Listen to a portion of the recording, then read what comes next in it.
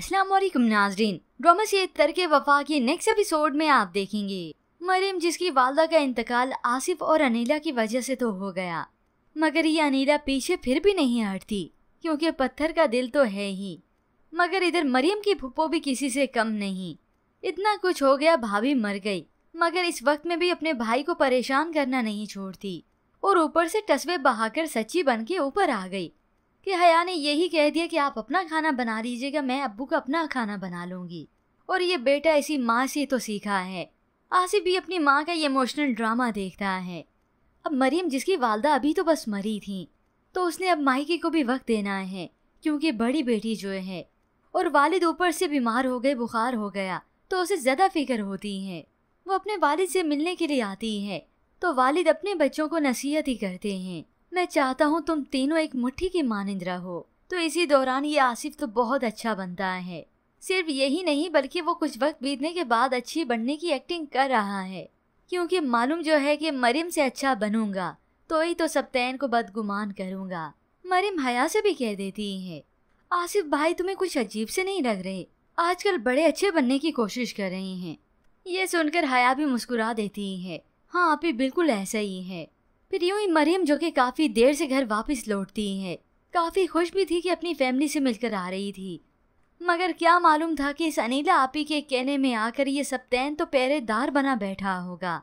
मरियम का ही इंतज़ार कर रहा था कि देखूं तो सही ये वापस कब लौटती है।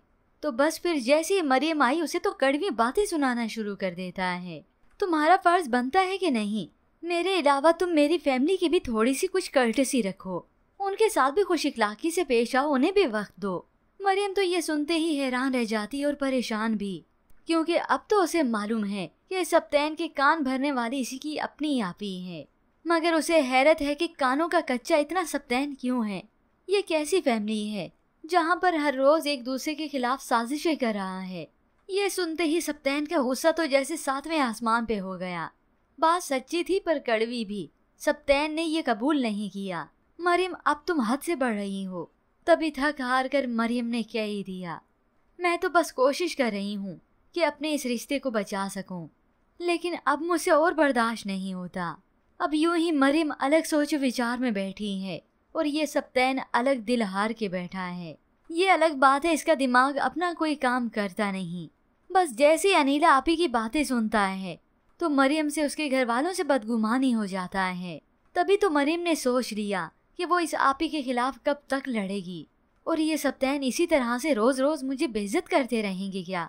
यूं ही व्यूअर्स कुछ वक्त बीत जाने के बाद ये सबतैन जब अब की बार बदगुमान हो जाएगा मरियम से, खास तौर पर आसिफ को लेकर, क्योंकि ये आसिफ एक के बाद दूसरी चाल चलता रहेगा। पैसे भी तो खरे करने हैं, वरना इसे अनीला से 20 लाख भला कैसे मिलेंगे। तो मरियम अपने किरदार पर खास तौर पर इस सबतैन की उंगली नहीं बर्दाश्त कर सकेगी।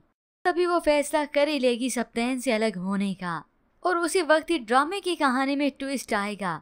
इस आसिफ और ख़ास तौर पर इस अनीला का असल चेहरा सबके सामने आएगा, ख़ास तौर पर सबतैन के सामने, क्योंकि अभी तो इस अनीला की बहनों को नहीं पता कि इसने क्या क्या करतूत नहीं किए। 2 जानें ले चुकी है, मरियम के बच्चे की और मरियम की माँ की।